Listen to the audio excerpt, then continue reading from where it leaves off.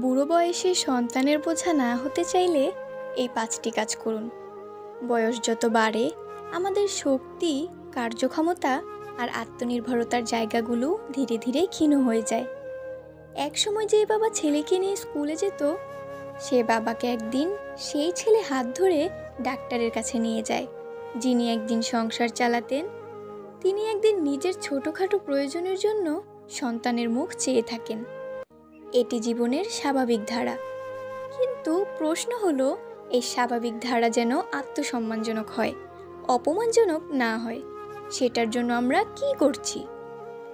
আমরা কি এমনভাবে জীবন সাজাচ্ছি যেন বুড়ো বয়সে সন্তানের বোঝা না হই? না হলে একসময় দেখবেন আপনার সন্তান হয়তো আপনার দায়িত্ব নিচ্ছে ঠিকই, কিন্তু মুখের হাসি হারিয়ে গেছে। সে আপনাকে বোঝা মনে করছে, যেটা আপনি কখনো চাননি। আজকের এই ভিডিওতে আমরা এমন 5টি গুরুত্বপূর্ণ কাজ নিয়ে কথা বলবো, যা আপনি যদি এখন থেকেই করতে শুরু করেন, তাহলে ভবিষ্যতে আপনার সন্তান আপনাকে ভালোবাসবে, সম্মান করবে এবং আপনাকে বোঝা মনে করবে না। আপনি হবেন সম্মানিত একজন অভিভাবক, বোঝা নয়। তাহলে চলুন সে 5টি গুরুত্বপূর্ণ কাজ নিয়ে আলোচনা করা যাক। নাম্বার 1, আর্থিক স্বাধীনতা নিশ্চিত করুন। সবার আগে যেটা জরুরি, অর্থনৈতিকভাবে আত্মনির্ভরতা।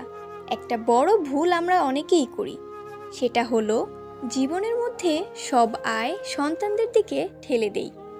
সন্তান বড় হোক, সংসার সামলাক, সব ঠিক, কিন্তু নিজের জন্য নিজেরই কিছু রেখে দেওয়া উচিত। নিজের জন্য কিছুই রেখে দেই না, ভাবি ছেলেমেয়েরা আমাদেরকে দেখবে, কিন্তু বাস্তবতা ভয়ঙ্কর।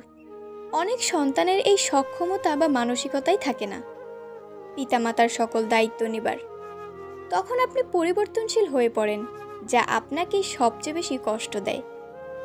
তাই এখন থেকেই এমনভাবে চলুন যেন বুড়ো বয়সে আপনার খরচ চালানোর মতো কিছু সঞ্চয় থাকে। যদি সম্ভব হয়, পেনশন, প্রভিডেন্ট ফান্ড, স্থায়ী আমানত অথবা এমন কিছু ব্যবসা যেখানে আপনি সরাসরি কাজ না করলেও লাভ পেতে পারেন। এ ধরনের উপায় রাখুন। যারা চাকরি করেন তারা 40 বছর থেকেই ভবিষ্যতের জন্য আলাদা করে টাকা জমাতে শুরু করুন। যারা ব্যবসা করেন তারা ব্যবসা থেকে সঞ্চয় করুন। ভবিষ্যতের জন্য একটা ইমার্জেন্সি ফান্ড গড়ে তুলুন, কারণ দিন শেষে টাকা আপনার সম্মান, আপনার স্বাধীনতা নিশ্চিত করে। অর্থের অভাবে আপনি নিজেকেই ছোট মনে করবেন, আর সন্তানেরা যদি খরচের চাপে বিরক্ত হয়ে পড়ে, সম্পর্কের সৌন্দর্য হারিয়ে যাবে। নাম্বার 2, শারীরিক ও মানসিক সুস্থতায় বিনিয়োগ করুন। বুড়ো বয়সে সবচেয়ে বড় যুদ্ধটা হয় শরীর আর মনের সঙ্গে। যখন শরীর বয়সের ভারে ক্লান্ত হয়ে পড়ে, তখন আপনি অন্যের সহায়তা ছাড়া চলাফেরা করতে পারেন না। আর মন, সেটা তো দুর্বল হয়ে পড়ে, অবসাদে ডুবে যায়। এজন্য এখন থেকে শরীর ও মনের যত্ন নেওয়া শুরু করুন। প্রতিদিন অন্তত 30 মিনিট হাঁটাহাঁটি করুন। স্বাস্থ্যকর খাবার খান। অপ্রয়োজনীয় ফাস্টফুড এড়িয়ে চলুন। নিয়মিত স্বাস্থ্য পরীক্ষা করান। বিশেষ করে 45 পেরিয়ে গেলে মানসিকভাবে সুস্থ থাকতে হলে নিজের পছন্দের কিছু করুন।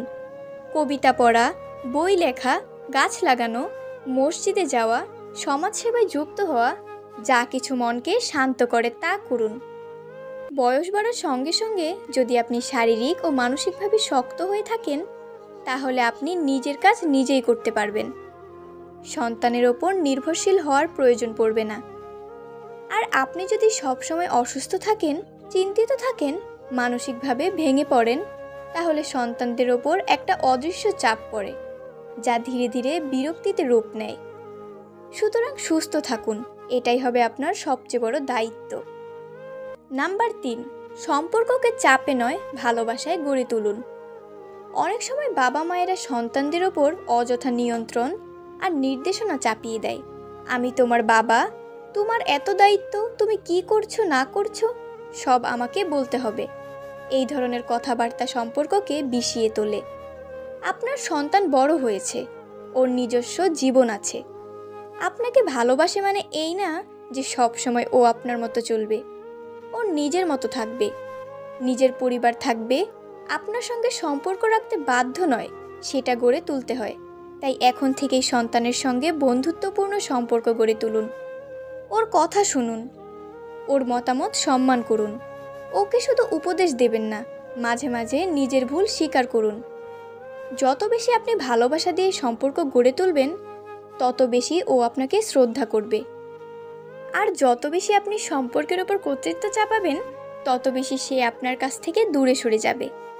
একটা কথা মনে রাখুন, বুড়ো বয়সের সন্তান যদি আপনাকে বোঝা ভাবে, তাহলে আপনি হয়তো নিজের জীবনে কোথাও না কোথাও এমন কিছু করেছেন যেটা সম্পর্ককে ভারী করে দিয়েছে। নাম্বার 4, নিজের ব্যক্তিত্ব ধরে রাখুন। সব কিছুতে হস্তক্ষেপ করবেন না। অনেক বাবা মা রয়েছে যারা বুড়ো বয়সে এসে সন্তানের সংসারে হস্তক্ষেপ করা শুরু করেন। ছেলে কি কিনলো, বউ কি পরলো, কার সঙ্গে দেখা করলো, সব কিছুতেই মতামত দেন। এতে সমস্যা হয়, সন্তান বিরক্ত হয়, পুত্রবধূ বা কন্যা জামাই রাগ করে, পরিবারে অশান্তি বাড়ে। আপনি যদি সবসময় হস্তক্ষেপ করেন, তাহলে একসময় সন্তান বলবে, বাবা তুমি থাকো, কিন্তু নিজের মতো থাকো। এই নিজের মতো মানে অনেক সময় এক ঘরে করে দেওয়া, একা করে দেওয়া। এই অবস্থা থেকে বাঁচতে হলে আপনাকে নিজের ব্যক্তিত্ব বজায় রাখতে হবে। অন্যের সংসারে কমেন্ট করা, হুকুম করা, এই অভ্যাস ছাড়তে হবে। আপনার জীবন আপনার সন্তানদের জীবন। ওদের আপনি হবেন পরামর্শদাতা, পরিচালক নন। আপনি হবেন অভিভাবক, শাসক নন। নিজের একটা জগৎ তৈরি করুন, যেখানে আপনি বই পড়বেন, বন্ধুদের সঙ্গে সময় কাটাবেন, হয়তো কোনো সমাজসেবায় যুক্ত থাকবেন। এতে আপনি ব্যস্ত থাকবেন, সন্তানেরাও আপনাকে সম্মানের চোখে দেখবে। নাম্বার 5, ইবাদত ও আত্মিক উন্নয়নে মন দিন। বয়স বাড়ার সঙ্গে সঙ্গে মানুষ আল্লাহর দিকে বেশি ঝুঁকে পড়ে, এটাই স্বাভাবিক।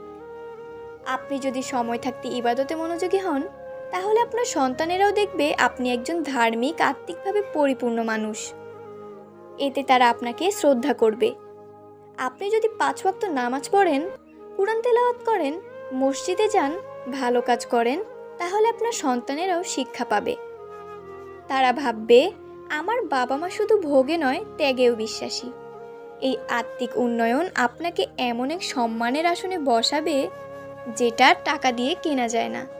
আপনি আল্লাহর কাছেও প্রিয় হবেন, সন্তানদের কাছেও সম্মানী হবেন। সবচেয়ে বড় কথা, যে ব্যক্তি নিজেকে আত্মিকভাবে উন্নত করে, সে দুনিয়ার অভাব অভিযোগে কম কষ্ট পায়। তার মন শান্ত থাকে, সন্তুষ্ট থাকে। এই মনই আপনার বুড়ো বয়সকে গৌরবময় করে তুলবে। জীবনটা খুব বড় কিছু নয়, কিন্তু এর প্রতিটি অধ্যায় গুরুত্বপূর্ণ।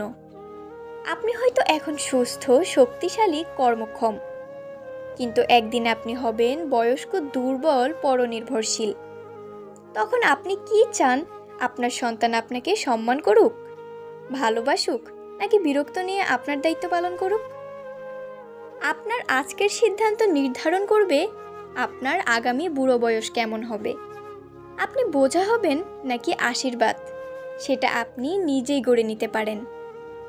আসুন আমরা সবাই সেই কাজগুলো করি যেগুলো আমাদের বুড়ো বয়সে সম্মানের, ভালোবাসার, আত্মনির্ভরতার এক রূপ দেবে।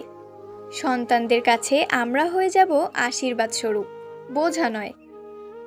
ভিডিওটি ভালো লেগে থাকলে শেয়ার করুন, কমেন্টে আপনার মতামত জানান এবং সাবস্ক্রাইব করতে ভুলবেন না। দেখা হবে আবার পরবর্তী ভিডিওতে। ততক্ষণ ভালো থাকুন, সুস্থ থাকুন এবং আমাদের চ্যানেলের সাথেই থাকুন।